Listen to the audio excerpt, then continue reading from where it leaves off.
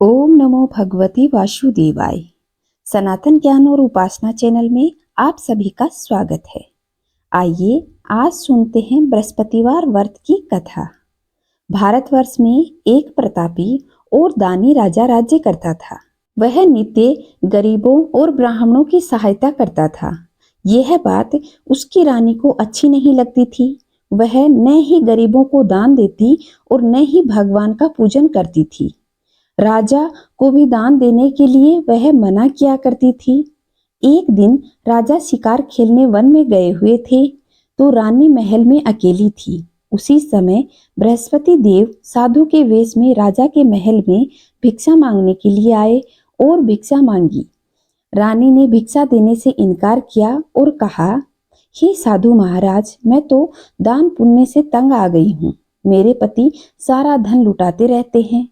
मेरी इच्छा है कि हमारा धन नष्ट हो जाए। न रहेगा बांस और न ही बजेगी बांसुरी। साधु ने कहा, हे देवी, तुम तो बड़ी विचित्र हो। धन संतान तो सभी चाहते हैं, पुत्र और लक्ष्मी तो पापी के घर में भी होनी चाहिए। यदि तुम्हारे पास धन है तो तू भूखों के लिए भोजन बना, प्यासों को प्याऊ बना कर दे, मुसाफिरों के लिए धर्मशालाएं खुलवा दे और निर्धन अपनी जो भी कुंवारी कन्याओं का विवाह नहीं कर सकते उनका विवाह करवा दे। ऐसे और भी कई काम हैं जिनके करने से तुम्हारा यश लोक परलोक में फैलेगा। परंतु रानी पर उपदेश का कोई भी प्रभाव न पड़ा। वह बोली, महाराज, आप मुझे कुछ न समझाएं। मैं ऐसा धन नहीं चाहती जो हर जगह बांटती फिरूं। साधु ने उत्तर दिया, यदि तुम्हारी इच्छा है तो ऐसा ही सही।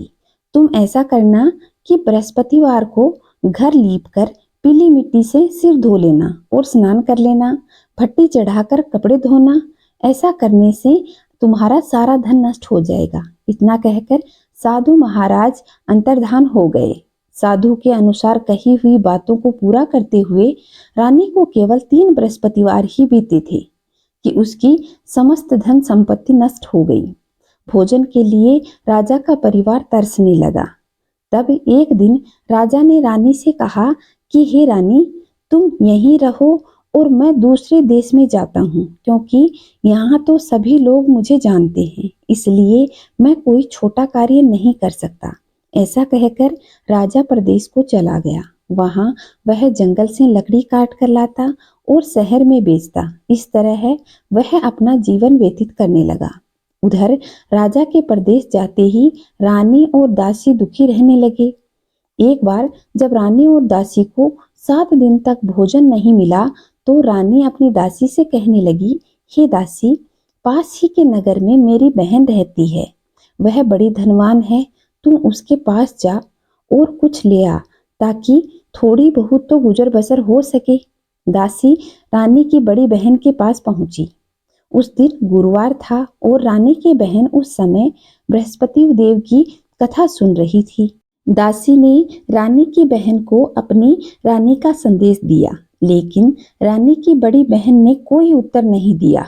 जब दासी को रानी की बड़ी बहन से कोई उत्तर नहीं मिला तो वह बहुत दुखी हो गई और उसे क्रोध भी बहुत आया। दासी ने वापस आकर रानी से सारी बात बता दी। सुनकर रानी ने अपने भाग्य को कोसा।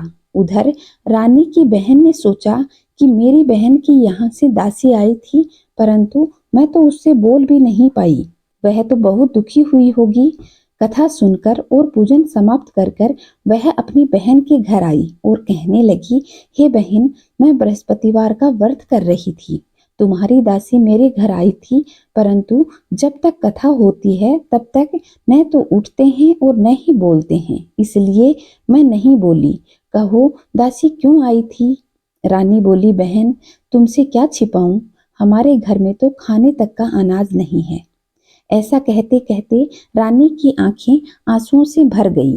उसने दासी समेत पिछले 7 दिनों से भूखे होने की बात और सारी घटना अपनी बहन को विस्तार पूर्वक सुना दी।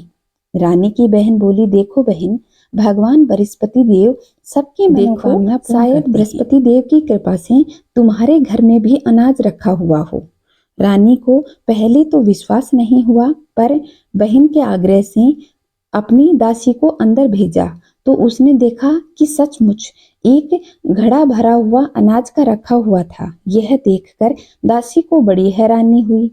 दासी रानी से कहने लगी, हे रानी, जब हमको भोजन नहीं मिलता तो भी तो हम व्रत ही तो करते हैं, इसलिए क्यों ना इनसे व्रत और कथा भी पूछ ली जाए ताकि हम भी व्रत कर सकें।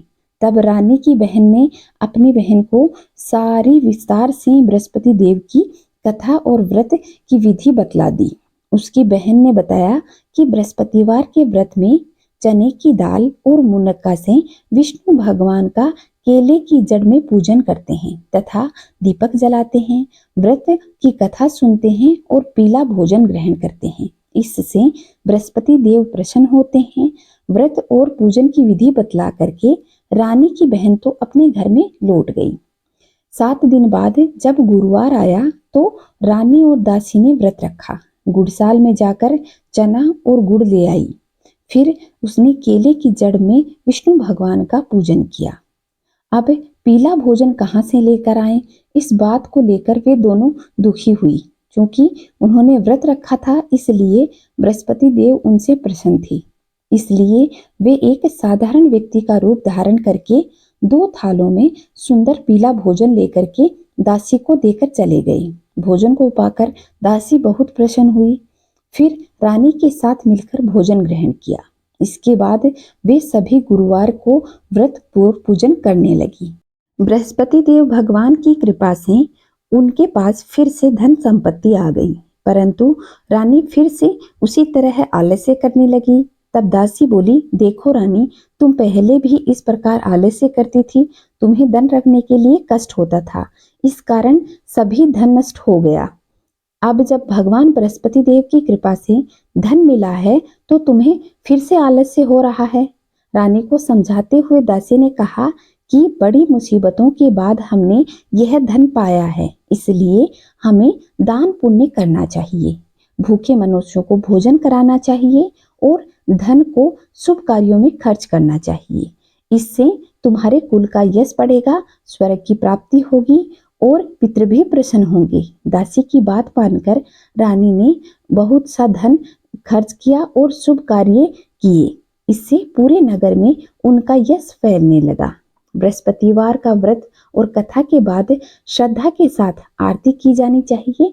इसके बाद प्रसाद बांटकर उसे ग्रहण करना चाहिए। उधर राजा एक दिन दुखी होकर जंगल में पेड़ के नीचे आसन जमाकर बैठा हुआ था। वह अपनी दशा को याद करके बहुत व्याकुल हो रहा था। दान पुण्य किया था, इसलिए बृहस्पति देव ने उस पर दया दिखाई और एकाएक निर्जन वन में एक साधु के रूप में प्रकट हुए और राजा के पास आकर कहने लगे, जो लकड़हारे के रूप में बैठे हुए थे, लकड़हारा, तू इस सुनसान जंगल में यहाँ किस चिंता में मग्न बैठा है। लकड़हारे ने दोनों हाथ जोड़कर प्रणाम किया और उत्तर दिया, महात्मा जी, आप सब कुछ जानते हैं, मैं क्या कहूँ। यह कहकर रोने लगा और साधु को अपनी आत्मकथा सुनाई। महात्मा जी ने कहा, तुम्हारी स्त्री ने बृहस्पतिवार के दिन बृहस्पति भगवान का निरादर किया था, इसके कारण वे रुष्ट हो गए और तुम्हारी यह दशा हुई। अब तुम चिंता मत करो और तुम जो मैं कहता हूँ उसी प्रकार करो, तुम्हारी चिंता और कष्ट सब दूर हो जाएंगे। भगवान तुम्हें पहले की तरह ही धन संपत्ति देंगे। तुम बृहस्पति के दिन बृहस्पति देव की कथा किया करो। 2 पैसे के चने और मुनक्का ला करके प्रसाद बनाओ और शुद्ध जल से लोटे में शक्कर मिलाकर अमृत तैयार करो। कथा के पश्चात सारे परिवार में और सुनने वाले प्रेमियों में अमृत और प्रसाद बांटकर खुद भी ग्रहण किया करो। ऐसा करने से भगवान तुम्हारी सब मनोकामनाएं पूरी कर देंगे। साधु के ऐसे वचन सुनकर लकड़हारा बोला, हे प्रभु, मुझे लकड़ी बेचकर इतना पैसा नहीं मिलता जिससे मैं 2 वक्त का भोजन भी ढंग से कर सकूं। मैंने रात्रि में अपनी स्त्री को व्याकुल देखा था, मेरे पास तो कुछ भी नहीं है जिससे मैं उसकी खबर मंगवा सकूं और प्रसाद भी ले सकूं और भगवान का पूजन कर सकूं। साधु ने लकड़हारे से कहा कि तुम किसी भी बात की चिंता मत करो। बृहस्पति के दिन तुम रोजाना की तरह लकड़ी लेकर शहर में जाओ, तुमको रोजाना से दुगना धन मिलेगा। तुम भली भांति भोजन भी कर लोगे और बृहस्पति देव का पूजन करने के लिए सामान भी ले आओगे। इतना कहकर साधु अंतर्धान हो गए। धीरे धीरे समय व्यतीत होने लगा। फिर बृहस्पतिवार का दिन आया। लकड़हारा जंगल से लकड़ी काटकर शहर में बेचने गया। उसे उस दिन दुगने पैसे मिले, जिससे राजा चना और मुनक्का खरीद लाया। फिर उसने गुरुवार का व्रत किया और सभी लोगों में प्रसाद बांटा। उस दिन से उसके सभी क्लेश दूर हो गए। परंतु जब दोबारा गुरुवार आया तो वह गुरुवार का व्रत करना भूल गया। इससे बृहस्पति देव भगवान नाराज हो गए। उस दिन उस नगर के राजा ने एक विशाल यज्ञ का आयोजन किया था तथा शहर में यह घोषणा कर दी थी कि कोई भी मनुष्य अपने घर में भोजन न बनावे, न ही आग जलावे। समस्त जनता मेरे यहाँ ही भोजन करने आवे। इस आज्ञा को जो भी मनुष्य नहीं मानेगा उसे दंड दिया जाएगा। इस तरह घोषणा करके पूरे नगर में इसे बात फैला दी। राजा की आज्ञा अनुसार शहर के सभी लोग भोजन करने आए, लेकिन लकड़हारा कुछ देर से पहुंचा। इसलिए राजा उसको अपने साथ घर ले गए और भोजन कराने के लिए बिठा दिया। जिस कमरे में लकड़हारा बैठा था वहां रानी का हार खूंटी में टंगा हुआ था। लकड़हारा भोजन कर रहा था। रानी उसी समय वहां आई और अपना हार लेने लगी तो उसे वह हार वहां दिखाई नहीं दिया। तब रानी ने निश्चय किया कि मेरा हार इसी मनुष्य ने चुरा लिया है। उसी समय सिपाहियों को बुलाकर उसे कारागार में डलवा दिया। जब लकड़हारा कारागार में पड़ा था और बहुत दुखी होकर विचार करने लगा कि न जाने कौन से पूर्व जन्म के कर्म किए थे जो मैं इतना दुख प्राप्त कर रहा हूँ, उसी समय साधु को याद करने लगा जो उसे जंगल में मिला था। उस समय तत्काल बृहस्पति देव साधु के रूप में प्रकट हुए और उसकी ऐसी दशा देखकर कहा, हे मूर्ख, तूने बृहस्पति देव की कथा नहीं करी, इस कारण तुझे यह दुख प्राप्त हो रहा है। अब चिंता मत करो, अगले बृहस्पतिवार को कारागार के दरवाजे पर 4 पैसे पड़े मिलेंगे। तू बृहस्पति देव की पूजा करना, जिससे तेरे सारे कष्ट दूर हो जाएंगे। बृहस्पतिवार के दिन उसे वे पैसे मिले। उसने कथा कही तो राजा के सपने में बृहस्पति देव प्रकट हुए और कहने लगे कि तुमने जिस आदमी को कारागार में बंद किया हुआ है वह निर्दोष है। वह पड़ोस के नगर का राजा है। तुम उसे छोड़ देना। रानी का हार उसी खूंटी में लटका हुआ है। अगर तू ऐसा नहीं करेगा तो तेरा राज्य नष्ट हो जाएगा।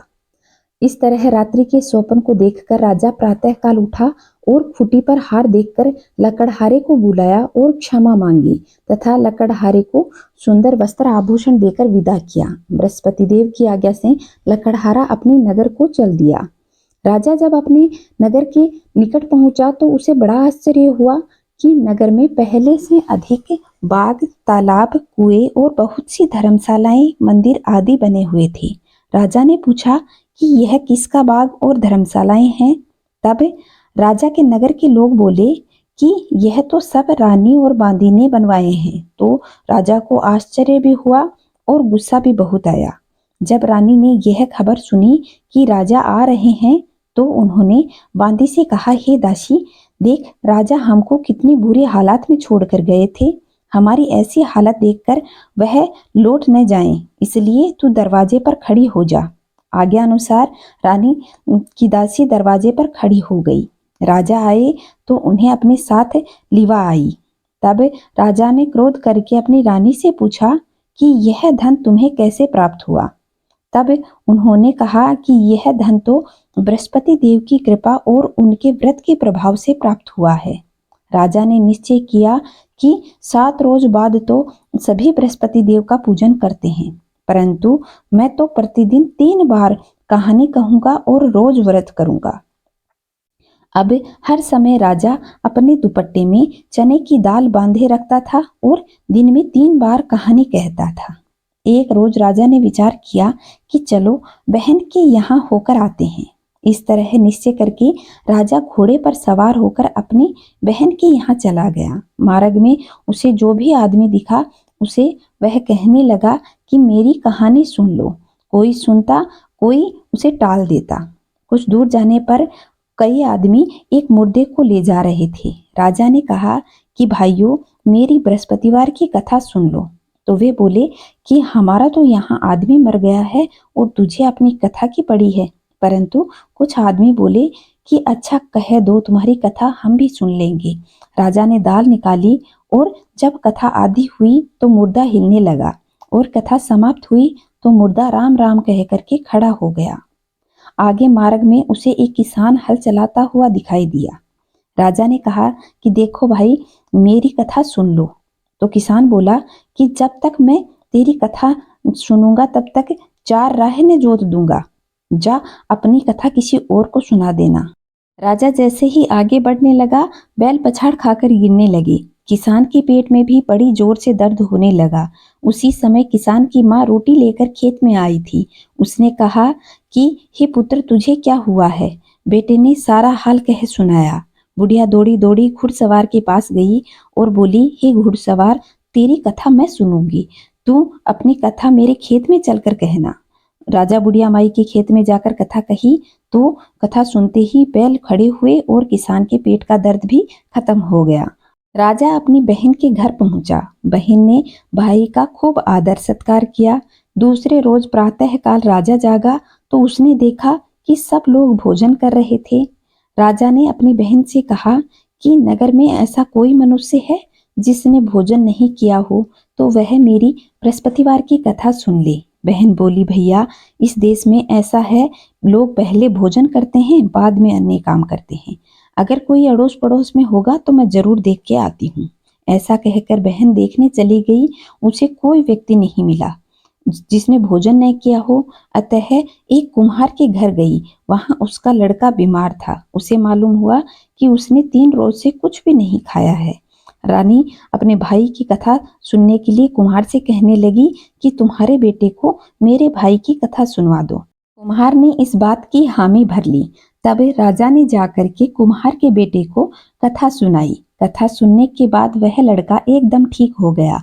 अब तो राजा की प्रशंसा होने लगी। एक रोज राजा ने अपनी बहन से कहा कि हे बहन, हम अपने घर जाएंगे, तुम भी मेरे साथ तैयार हो जाओ। राजा की बहन ने अपनी सास से कहा तो सास ने कहा कि तुम तो चली जा, लेकिन लड़कों को मत लेकर जाना क्योंकि तेरे भाई के कोई औलाद नहीं है। बहन ने अपने भाई से कहा, भैया मैं तो चलूंगी लेकिन कोई बालक नहीं चलेगा। राजा बोला कि जब कोई बालक भी नहीं जा रहा तो तुम भी क्या करोगी, तुम भी यहीं रहो। राजा दुखी मन से अपने नगर को लौट आया। राजा ने अपनी रानी से कहा, हे रानी, हमारे कोई संतान नहीं है, इसलिए लोग हमारा मुख देखना भी अधर्म मानते हैं। और वे दोनों दुखी होकर कुछ भी भोजन नहीं किया और सो गए। रानी बोली, हे प्रभु, बृहस्पति देव की कृपा से हमें सब कुछ हुआ है तो औलाद भी अवश्य होगी। उसी रात बृहस्पति देव ने राजा को स्वप्न में कहा कि हे राजा, उठ, सोच सारी त्याग दे और तेरी रानी गर्भ से है। राजा यह बात सुनकर बहुत खुश हुआ और 9वें महीने में उसे बहुत ही सुंदर पुत्र प्राप्त हुआ। तब राजा बोला, हे रानी, स्त्री भोजन किए बिना रह सकती है लेकिन कहे बिना नहीं रह सकती। जब मेरी बहन आए तो तुम उसे कुछ मत कहना। रानी सुनकर हाँ में सिर हिला दिया। जब राजा की बहन शुभ समाचार सुनकर खुशी से अपने भाई से मिलने के लिए आई और बधाई लेकर आई तो भाई के यहाँ पहुंची तो रानी ने कहा कि घोड़ा चढ़कर नहीं आई और गधा चढ़कर आई है। रानी के बहन बोली, भाभी मैं सब समझती हूँ, लेकिन अगर मैं औलाद के साथ आती तो बृहस्पति देव तुम्हारे मन की कभी भी कामना पूर्ण नहीं करते। तो सद्भाव से जो लोग बृहस्पतिवार का व्रत करते हैं, कथा पढ़ते हैं और कथा को सुनते हैं, बृहस्पति देव उनकी सभी मनोकामनाएं पूर्ण करते हैं। जैसे राजा रानी की सभी मनोकामनाएं भगवान बृहस्पति देव ने पूर्ण की थी। इसलिए सच्चे मन से हमेशा बृहस्पति देव की पूजा करनी चाहिए, कथा सुननी चाहिए और आरती करनी चाहिए। बोलो बृहस्पति देव भगवान की जय, विष्णु भगवान की जय। ओम नमो भगवते वासुदेवाय। जय श्री नारायण।